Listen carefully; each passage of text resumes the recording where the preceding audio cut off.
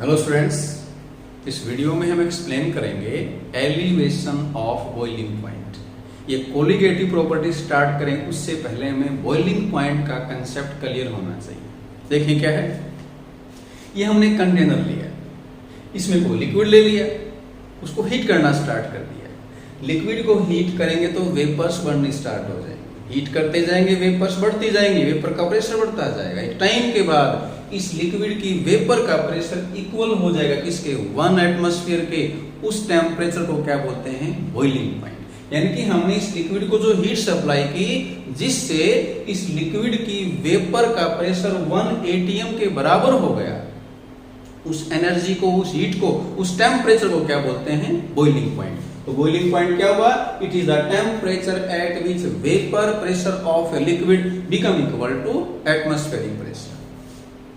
अगर external pressure 1 atm है तो ये कहलाता है normal boiling point. Boiling point को नॉर्मल कहते हैं। और स्टैंडर्ड कहेंगे अगर एक्सटर्नल प्रेशर कितना कंसीडर कर लें, 1 बार। याद रखें ये वाटर का normal boiling point 100 degree Celsius है। कब, जब एक्सटर्नल प्रेशर को 1 atm लेते हैं। लेकिन अगर ये प्रेशर 1 बार कंसीडर करेंगे तो क्या कहलाएगा, स्टैंडर्ड बॉइलिंग पॉइंट। वाटर का स्टैंडर्ड बॉइलिंग पॉइंट कितना है, 99.6 डिग्री सेल्सियस। अब स्टार्ट करते हैं second colligative property, elevation of boiling point. अब देखें, ये अपने पास प्योर लिक्विड था। अब हमने क्या किया, इसमें नॉन वोलेटाइल सोल्यूट ऐड कर दिया। अगर हम नॉन वोलेटाइल सोल्यूट ऐड करते हैं तो हमें क्लियर है लिक्विड का वेपर प्रेशर डिक्रीज हो जाता है। तो अब क्या करेंगे, अब हम इस सॉल्यूशन की वेपर के प्रेशर को 1 atm बनाएंगे तो हमें ज्यादा एनर्जी देनी पड़ेगी क्योंकि वेपर कम बढ़ रही है। तो इससे क्या हुआ कि अगर हमने किसी लिक्विड के अंदर नॉन वोलेटाइल सोल्यूट ऐड किया तो उसका बॉइलिंग पॉइंट इंक्रीज हो जाता है। उसी इंक्रीज होने को क्या बोलते हैं, elevation of boiling point. Define कर दें, the increase in boiling point of a liquid when a non volatile solute is added to it is known as elevation of boiling point. Experimentally observe किया गया कि boiling point में कितना increase हुआ वो depend करता है किस पे, अपॉन मोलरिटी ऑफ सॉल्यूशन। तो ये डेल्टा टी भी क्या है, increase in boiling point, elevation in boiling point. ये डायरेक्टली प्रोपोर्शनल है किसके, मोलरिटी ऑफ सॉल्यूशन। जितना हमने सोल्यूट ज्यादा ऐड किया, ध्यान दीजिए बात को, मोलरिटी डिपेंड किस पे करती है, अमाउंट ऑफ सोल्यूट पे। तो जितना हम सोल्यूट ज्यादा ऐड करेंगे उतना सॉल्यूशन का वेपर प्रेशर कम हो जाएगा, उतनी हमें ज्यादा एनर्जी देनी पड़ेगी ताकि इस सॉल्यूशन की वेपर का प्रेशर 1 atm हो जाए। तो जितना सोल्यूट ज्यादा ऐड करेंगे उतना ही बॉइलिंग पॉइंट ज्यादा इंक्रीज हो जाएगा। ये हम ग्राफिकली भी एक्सप्लेन कर सकते हैं। ग्राफ प्लॉट किया हमने between vapour pressure and temperature. A B curve solvent के लिए है, सी डी कर्व सॉल्यूशन के लिए है, क्योंकि सोलवेंट का वेपर प्रेशर सॉल्यूशन से ज्यादा होता है। हमने टेम्परेचर इंक्रीज करना स्टार्ट किया तो सोलवेंट का vapour pressure along the curve A be increase होना स्टार्ट हो जाएगा। एट पॉइंट ई हम क्या देख रहे हैं, सोलवेंट की वेपर का प्रेशर 1 atm के बराबर हो जाता है। और 1 atm के बराबर जब वेपर प्रेशर हो जाएगा तो उस टेम्परेचर को क्या बोलेंगे, बॉइलिंग पॉइंट। तो ये सोलवेंट का बॉइलिंग पॉइंट है। सिमिलरली ये जो TS है ये बॉइलिंग पॉइंट ऑफ सॉल्यूशन है, क्योंकि ये कर्व सॉल्यूशन के लिए है। और F पॉइंट पे सॉल्यूशन का वेपर प्रेशर किसके बराबर है, 1 atm के। ये कर्व वेपर प्रेशर को रिप्रेजेंट करता है। तो ये वेपर प्रेशर जब 1 atm के बराबर है तो वो बॉइलिंग पॉइंट है। ये कर्व क्योंकि सॉल्यूशन का है तो ये बॉइलिंग पॉइंट ऑफ सॉल्यूशन है। तो क्लियर है, सॉल्यूशन का बॉइलिंग पॉइंट सॉल्वेंट से ज्यादा है।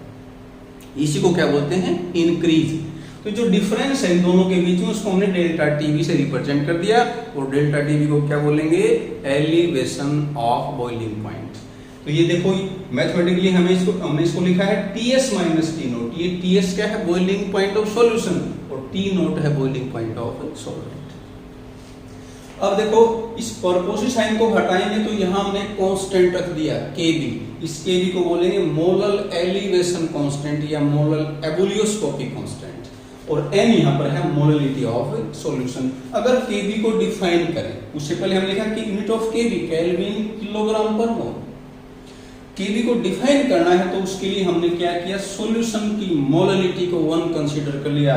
अगर मोलरिटी 1 है तो क्लियर है डेल्टा टीवी किसके बराबर है, केबी के, या केबी किसके बराबर है, डेल्टा टीवी। एक ही बात है, ये डेल्टा टीवी है यहाँ पर। तो यहां से हमने डिफाइन किया molar elevation constant is equal to elevation of boiling point. ये बराबर कब है, when solution is 1 molar, that is solution की मोलरिटी क्या है, 1।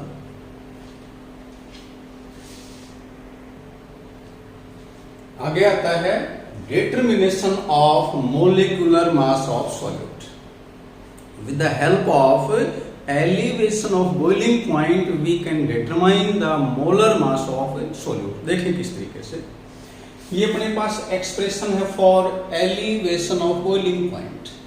तो इसके मोलर मास डेरिवेशन के लिए हमें मोलरिटी को डिटरमाइन करना पड़ेगा, क्योंकि डेल्टा टीवी डिफरेंस है, केबी कांस्टेंट है। तो मोलरिटी डिटरमाइन करने के लिए हमें जरूरत पड़ेगी mass of solute, mass of solvent और मोलर मास ऑफ सोल्यूट। तो ये हम अज्यूम कर लेंगे, let W2 gram of solute is present in W1 gram of solvent, और M2 हमने मान लिया मोलर या मोलिकुलर मास ऑफ सोल्यूट। तो मोलरिटी क्या होती है, mass of solute divide by molar mass of solute into 1000 divide by mass of solvent. तो हम मोलरिटी की वैल्यू यहां पुट कर देंगे, ये फॉर्मूला आ जाएगा अपने पास, जिसकी हेल्प से हम M2 को डिटरमाइन कर लेंगे। तो boiling elevation of boiling point पे जो न्यूमेरिकल्स आएंगे, याद रखें उसमें ये फॉर्मूला हमने यूज करना है। क्वेश्चन डिफरेंट टाइप से आ जाएंगे, M2 निकालना होगा, W2 पूछ सकते हैं, या बॉइलिंग पॉइंट ऑफ सॉल्यूशन पूछ सकते हैं। बॉइलिंग पॉइंट ऑफ सॉल्यूशन निकालने से पहले हमें डेल्टा टीवी निकालना पड़ेगा, और डेल्टा टीवी क्या होता है, boiling point of solution minus boiling point of solvent, TS minus T not. तो जो भी क्वेश्चन आएगा हम इस फॉर्मूले को अप्लाई करेंगे। ये फॉर्मूला है जिसकी हेल्प से हम केबी डिटरमाइन कर सकते हैं। इसमें M1 molar mass of solvent, R gas constant, T not boiling point of solvent, delta VAPH enthalpy of vaporisation of solvent, ये सभी सॉल्वेंट के लिए, क्योंकि केबी सॉल्वेंट के लिए होता है, इनटू 1000। अब आगे आता है कि जो एलिवेशन ऑफ बॉइलिंग पॉइंट है ये कोलिगेटिव प्रॉपर्टी है, क्योंकि डेल्टा टीवी की वैल्यू किस पे डिपेंड करेगी, W2 पे। W2 क्या है, mass of solute present in given amount of solvent, बाकी तो कांस्टेंट हैं। यहां से भी कह सकते हैं क्योंकि डेल्टा टीवी डिपेंड करता है अपॉन मोलरिटी ऑफ सॉल्यूशन, और वो डिपेंड करती है अपॉन मास ऑफ सोल्यूट। तो कोलिगेटिव प्रॉपर्टी क्या होती है, जो सोल्यूट की अमाउंट पे डिपेंड करे, उसके नेचर पे डिपेंड ना करे। लेकिन ध्यान दें बॉइलिंग पॉइंट है वो कोलिगेटिव प्रॉपर्टी नहीं है, क्योंकि बॉइलिंग पॉइंट किस पे डिपेंड करता है, नेचर ऑफ सॉल्वेंट पे। और कोलिगेटिव प्रॉपर्टी वो जो सिर्फ अमाउंट पे डिपेंड करे, नेचर पे डिपेंड नहीं करे। तो ये कंप्लीट है about elevation of boiling point. Thank you.